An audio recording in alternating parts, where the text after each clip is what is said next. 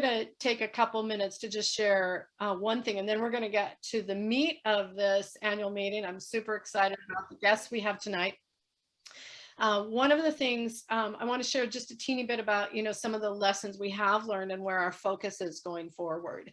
We're the Youth Job Center. We've always known how important employment is and how work can shape futures. And but we're honing in on two really big areas of focus. The first one is we need to do everything we can to make sure that young people have the information when they're young to really explore all the careers available to them, and that they can make those connections to those jobs and training programs that are going to be so valuable. We want to do that before they struggle, before they become out of school and out of work. And that's why our work with high schools is so important. And you're going to hear a little bit more about that later. We want to make sure we catch them before they graduate so we can build those relationships and support them through that critical transition period. And then the second thing, which I mentioned, Nadana is really moving us toward, is the building out of our really extensive career pathways programs. So young people have not just an opportunity to get a job, but an opportunity to move toward a career. It may start with an entry-level job, but it can't stop there. And we need to help make sure that people have the information, the training, the access to build, grow, and learn, and continue to advance. And one of the foundational things that we're embracing as an organization is that learning happens everywhere. It happens in the classroom, of course, but it happens in the workplace. It happens in our training programs.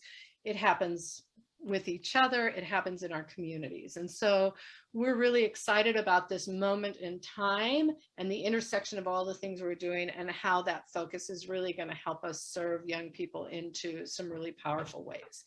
So super excited about tonight. I'm going to turn it over to our Director of Programs, Jude Laudet, who's going to lead the next portion, and you get to meet our exceptional guests. It's going to be an exciting evening. So Jude, it's all yours.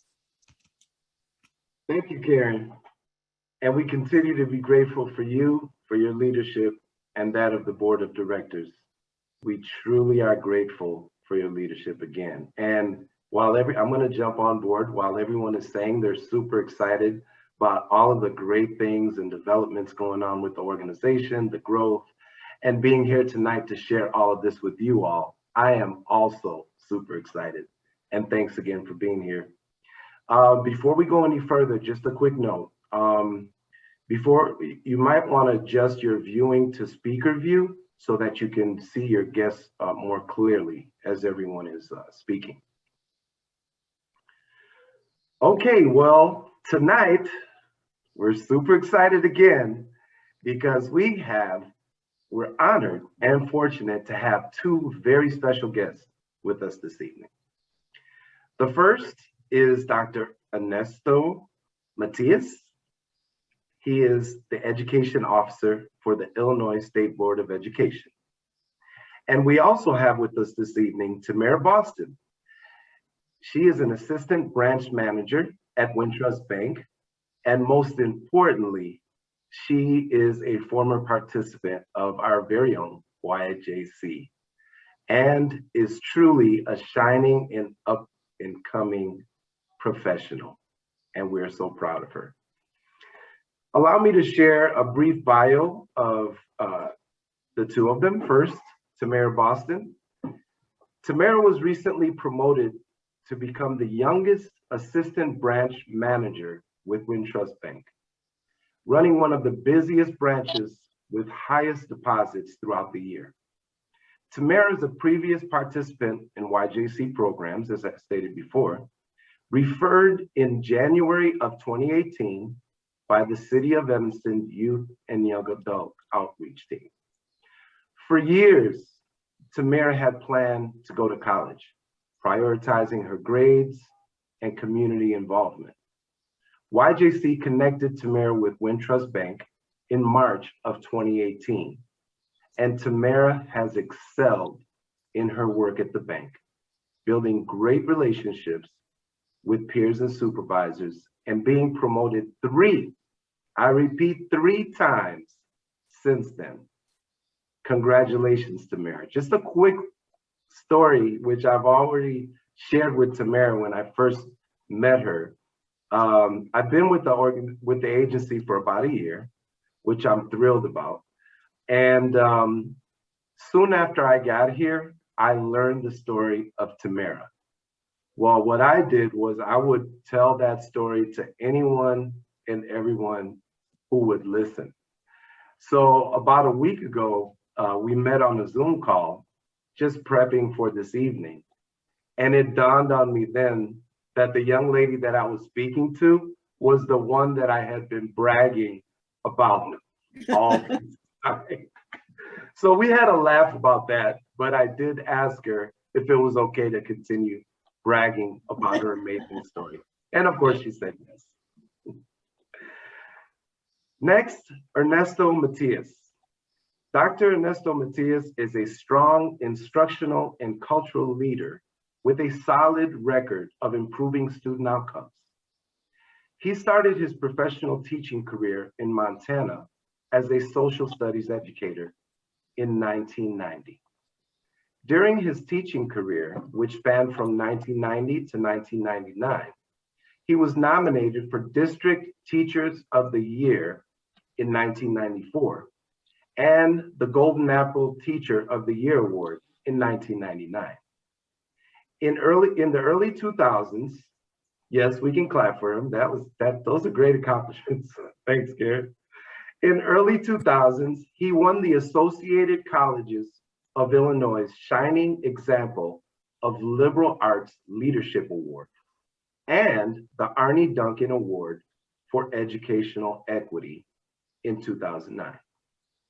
In 2000, he continued his career in education as an administrator, starting as an assistant principal. Throughout his career, his willingness to embrace change, guide, and inspire others led him to his current position as the education officer at the Illinois State Board of Education. Now you see why I refer to these two guests tonight as two very special guests. Before we move forward, again, welcome Tamara and Ernesto. And Tamara, if there's anything that you feel that you would want to add to anything I said in the brief bio, I know there's so many more amazing things about you. Please feel free to share now. Hi, thank you so much, Jude, for that lovely introduction. I really appreciate all the kind words. But yeah, my start with YJC was definitely one that just put my life on the right path, to say the least. So probably a year before I got connected with YJC, I was living with one of my older sisters out in DeKalb. She had just given birth to her second child and started a job at a bank. And at that point of time, I did not know that you could have a career at a bank without a degree. So that really stuck with me and gave me hope that there was a career path for me, considering the fact that I wasn't able to go as I intended to after high school. So probably a year after that, after I relocated to Skokie, Illinois, I got in contact with YJC after I was up to my ears in self-doubt with a lot of working problems and just the hours I was receiving working at Target. And I knew I could be using my potential towards something greater. And I knew that I could offer more. So shortly after joining the job readiness training, I believe it was a 3-day program where the YJC advisors would help you work on your resume and really work on your professionalism with going into an interview. But shortly after having my 3rd day with YJC, I was pulled aside by an advisor by the name of Lynn, and he offered me this great opportunity for working with Wintrust Bank. And since then, my life has just been great. I really just took it and ran with it. And it's been an amazing journey just from the start of it all into where I am now. I honestly can't believe it myself. Well, thank you for sharing that and for giving us a little bit more context about your journey. I think it's really worthy to note that you're a perfect example of taking an opportunity and making the most of it. So I do have questions for you, but you segued right into one of my questions, which was uh, to take us back. Um, Everyone gathered here tonight, if you would just take us on a journey, which you began to, and you've done a little bit of that already, back to when you were a senior in high school, Mhm. and thank you for providing some context of where you were in your life at that time. But I believe there's a little bit more to the story in terms of some of the barriers that you encountered and some of the shifts in life that you had not anticipated and how you overcame those. Um, so with that being said, what were some of the challenges that you were facing in your life at the time?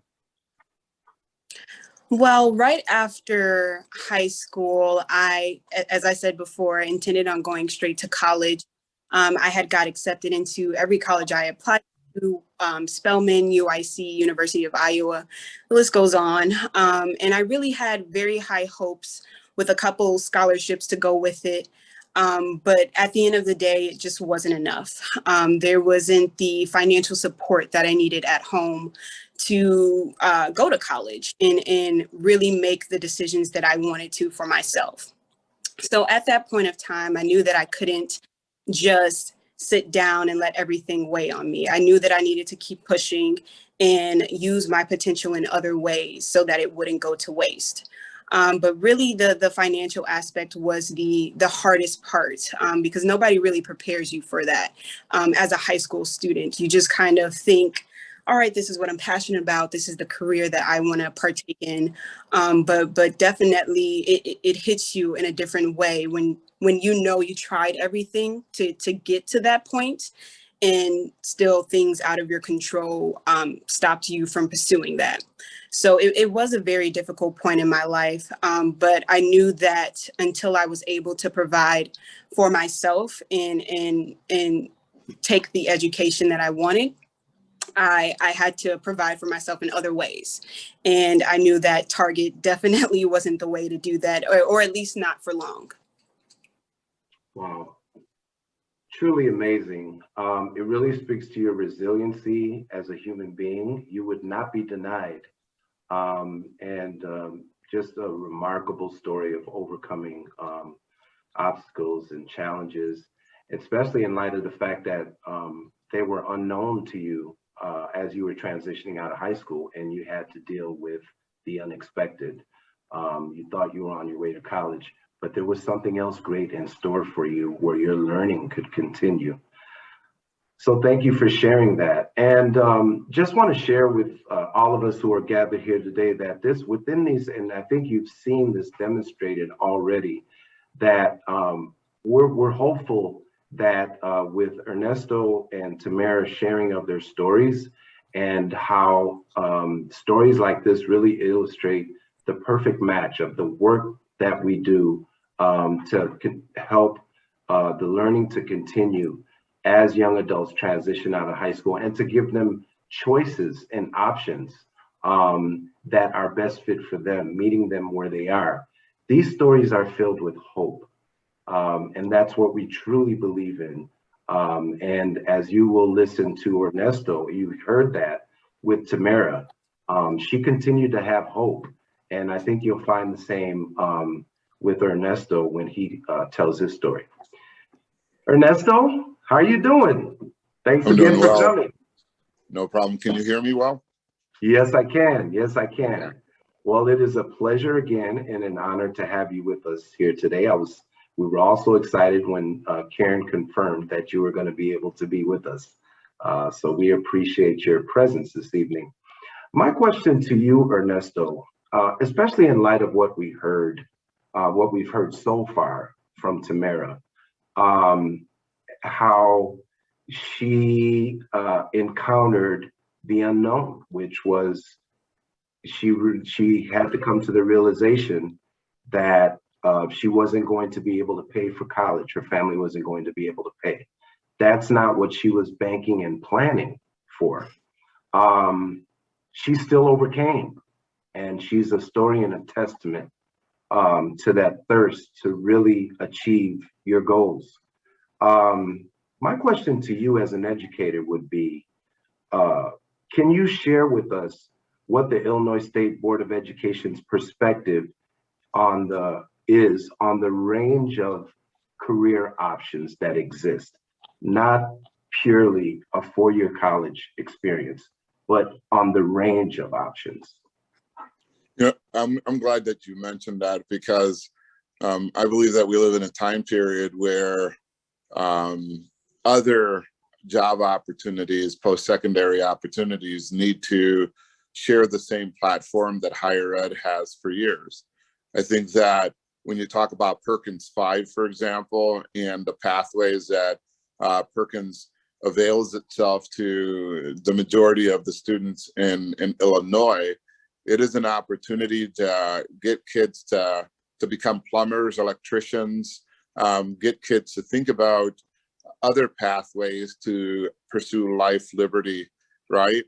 It's not defined only by a four-year degree, is what I'm trying to say. And so under the current leadership at ISB, we really want to focus on giving students the entirety of what they have at their disposal, meaning military as a career option. In my family, there's 4 or 5 that are in the military doing well. There are others who are doing other types of work. And so, as you mentioned, ISB really believes that we have to give the kids an honest truth that you can be successful without a 4-year degree.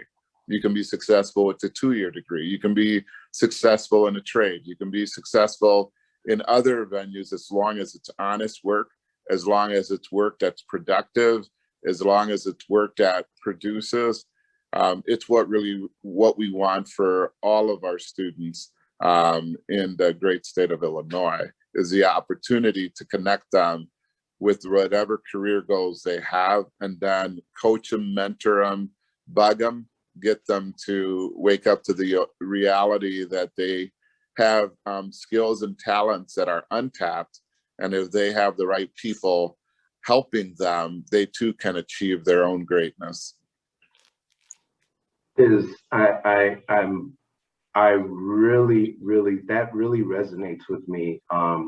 And I just want to remind everyone in attendance this evening that this is Ernesto. Dr. Matias is one of the leading educators in the state. And you said something that is so critical, and I would like to underscore it. You said that all of the other career options need to share the same platform as a 4-year college experience. Now, that is critical because we are on the front lines with our partner high schools, for example, with CPS. And that is what we are advocating for. And we're happy to say that Chicago Public Schools has really come a long way. The landscape of education in the state is really trending in that area so that we can tap that potential that is there in our young people and allow them the choice to determine what is best fit for them.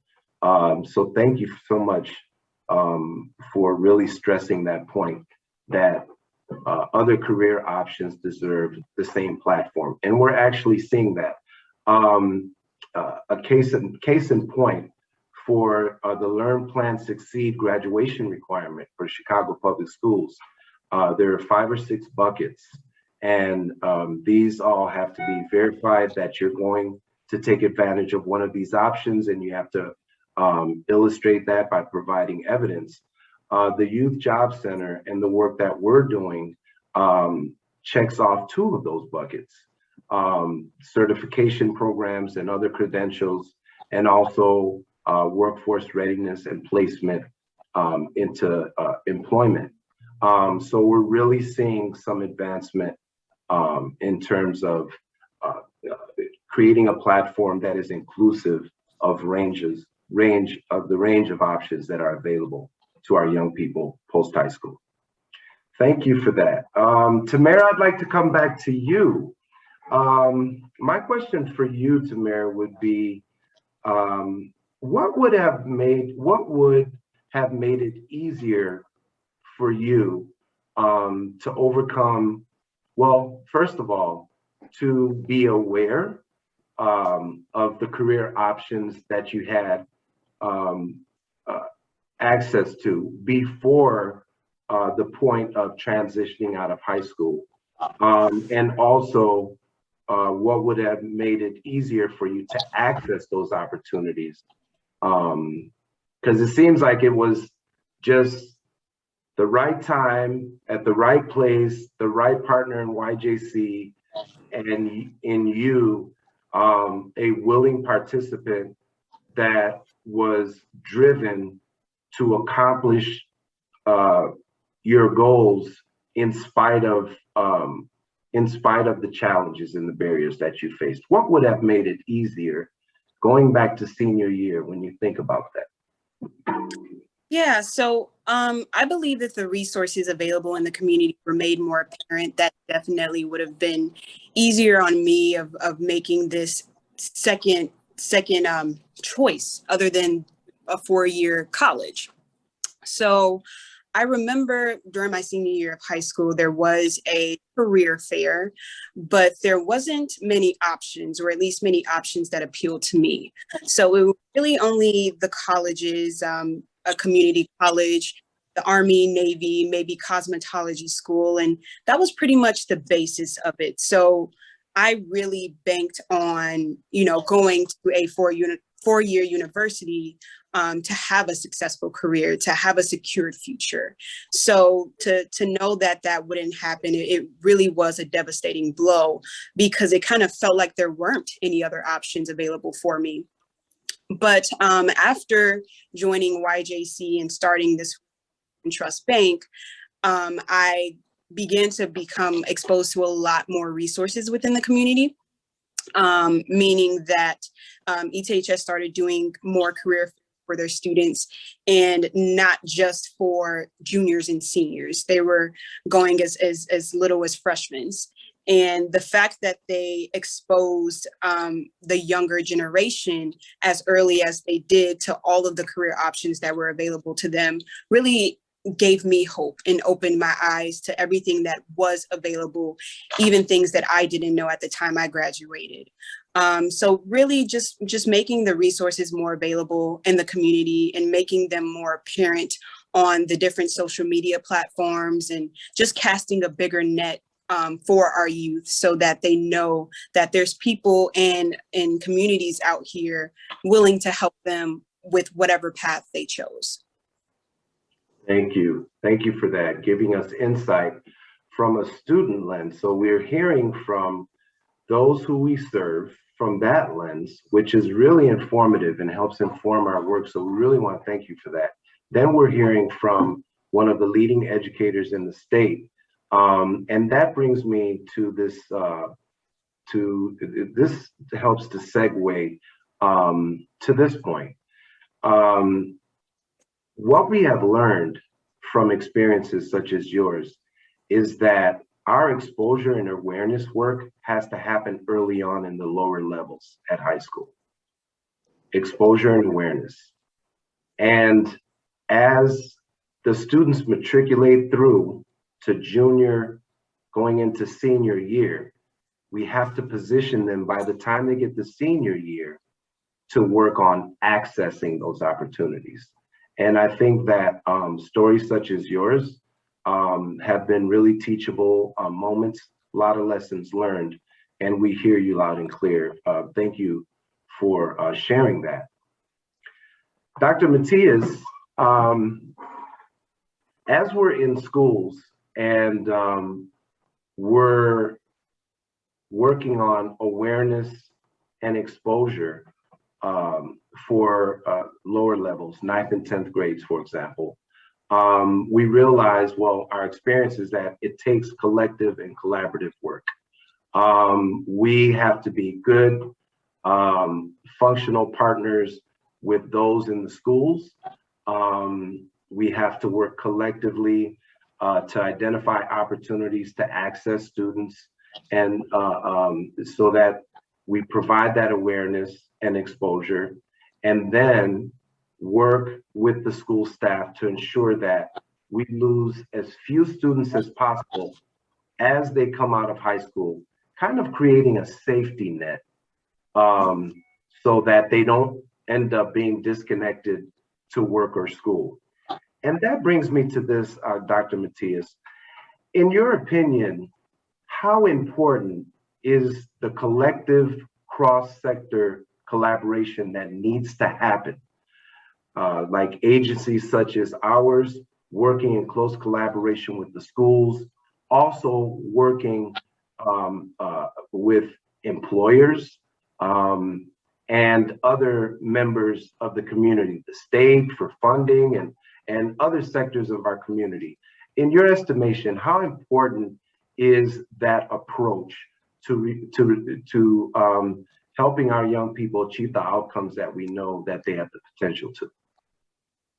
It's a good question. Let's go back to the original connection of hope that we talked about. If you don't have adults who actually cultivate hope in the lives of students and exemplify it by a belief that every child is capable of success, no exception, no excuses, you're not going to get there. If you don't have organizations who collectively believe that together we can effectively provide the services across our state that kids need, we're not going to get there. And so as a former principal of Wells prior to Dr. Rita Raichotri going there and doing amazing work, we had multiple fights with the last vestige of kids coming from the projects.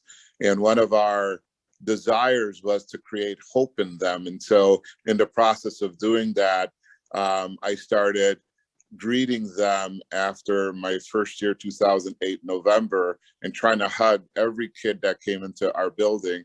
And those that were hugged me not because they shared my experience of being a sexual abuse survivor, and I am, I would wave or tease like I was hugging on them and let them go on their way. By the end of my tenure there, 5 years there, I wasn't the only one in line to greet them coming in. Other teachers, white, Hispanic, Black, did not matter, were there to greet them. And that's a micro of the macro, using that example of what agencies such as yourself can bring to supporting schools such as what Wells was and continues to be, right? A school at hope, a school waiting for adults who actually believe that they can work together for the one purpose of providing opportunities for our kids.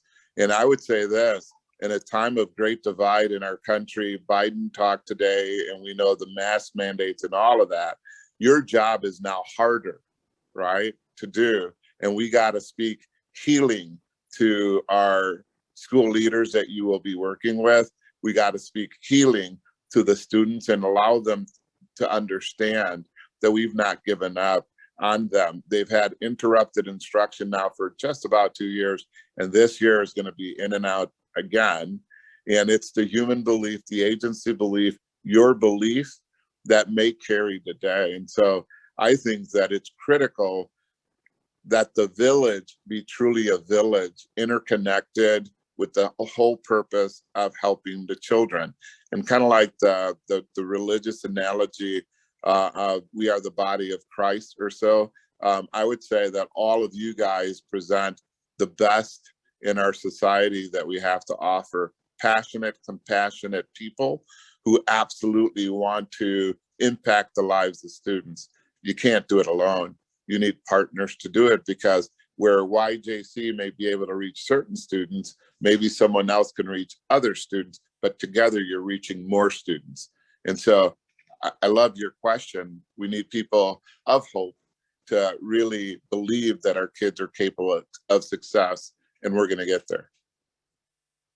Thank you for that. That's very, very powerful. And just to give you an example of us being on the same page.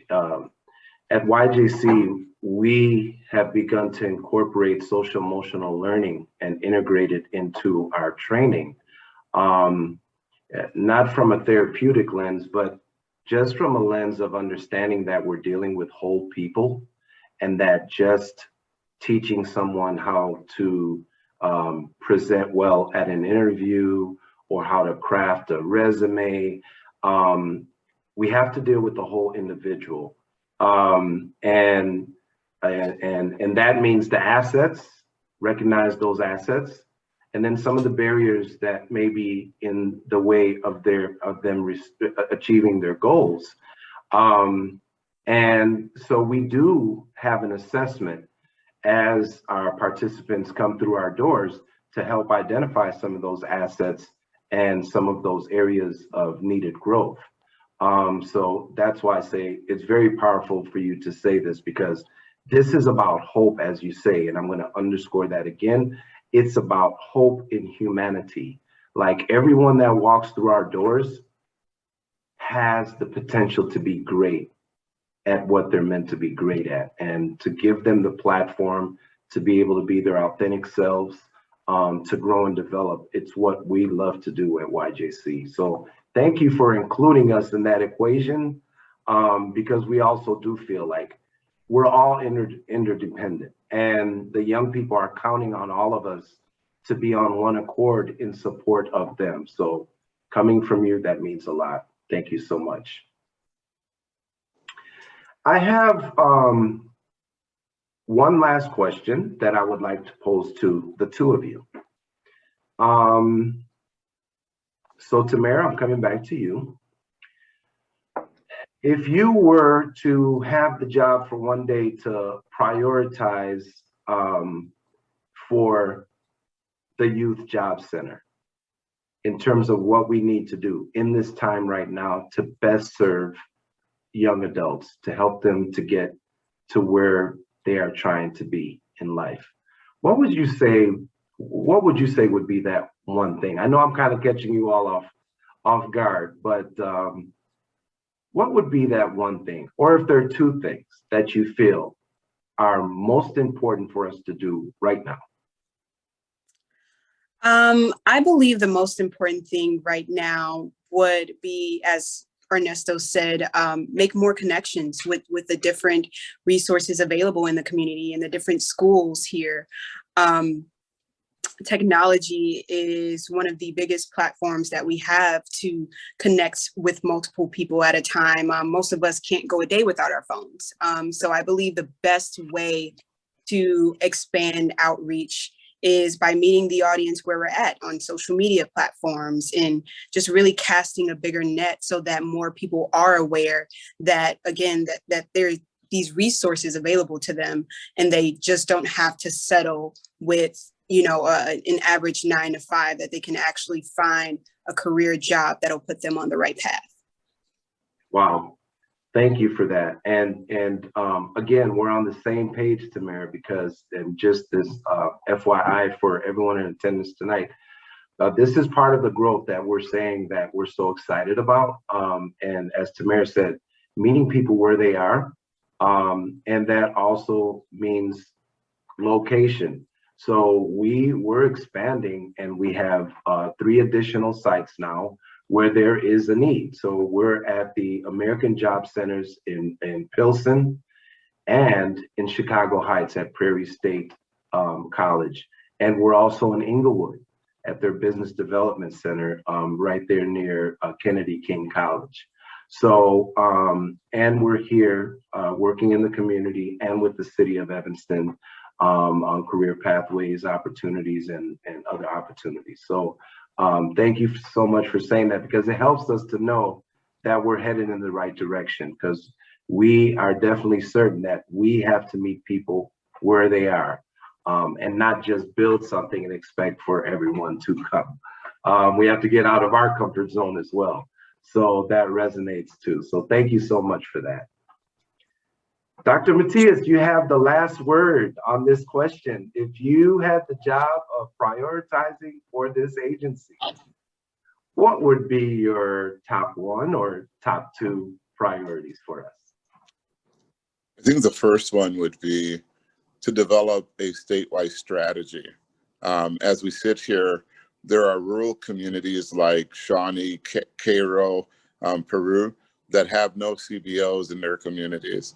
And YJC could be an awesome partner down there. And so my first priority would be to have a 5-year, 10-year plan of expanding beyond north of 80, right? Because you've mentioned Chicago and Evanston, but south of 80, where there is a lot of need for your type of services, guidance, and supports. The second one is try to figure out how we can get other similar situated programs to work collectively so that you could actually present a collective comprehensive program, again, across the state.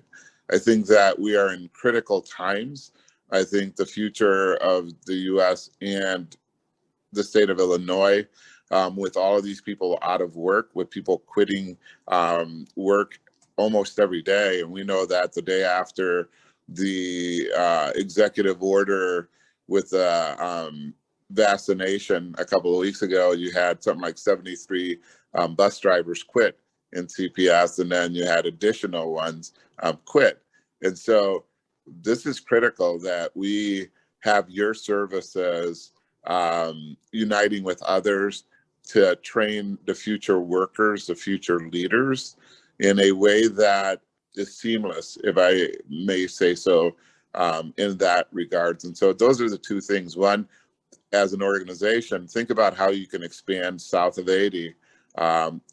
Today, East St. Louis suffered a massive mass shootings, 12 at last count.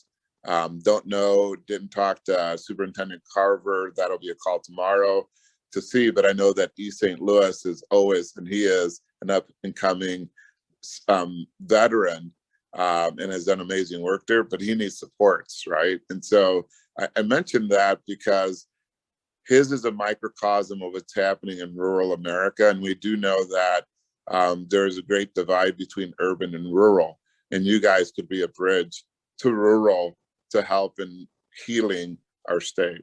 And so I think very highly of what you're doing. And I wouldn't mention those if I didn't think that you guys had not only the will, but also the skill to think beyond Chicago and Evanston to communities that are really hurting because of lack of resources.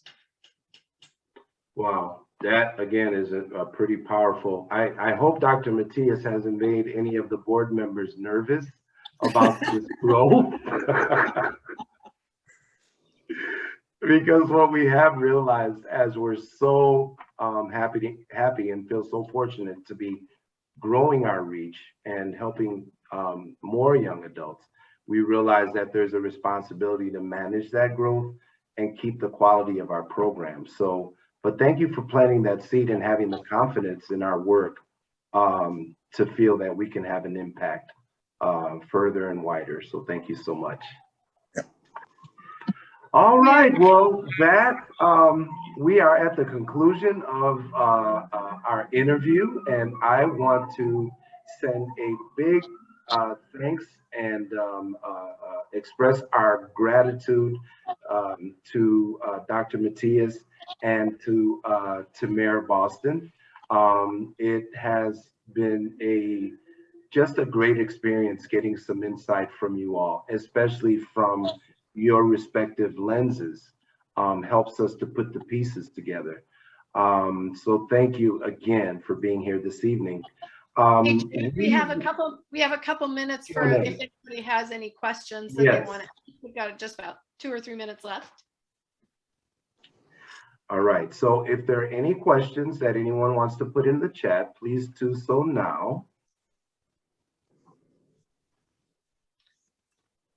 Or you're welcome to unmute. Sure.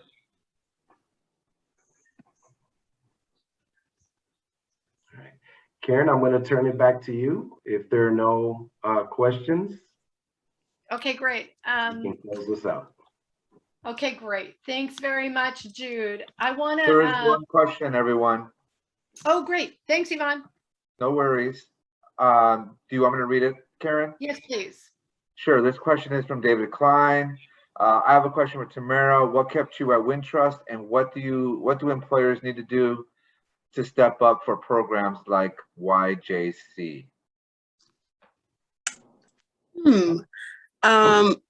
To be completely honest, what kept me at Wintrust is the connections I was building. I was a very shy, very timid worker, and really pushing myself and getting myself out of my comfort zone helped me, again, make more connections and develop this professionalism, which have gone far. So really just learning as much as I could from the company and from the people that I was working with. That really taught me a lot about what it takes to be a manager, which I am now, and things like that. Really just absorbing everything from the environment around me. And then what was the second part of the question?